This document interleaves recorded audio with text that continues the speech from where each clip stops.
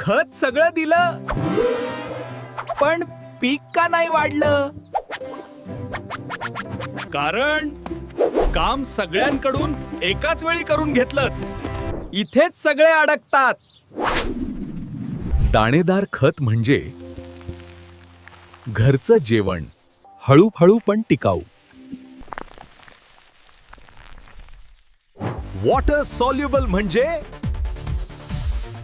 Energy drink.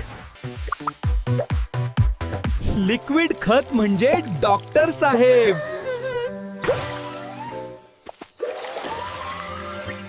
Direct treatment.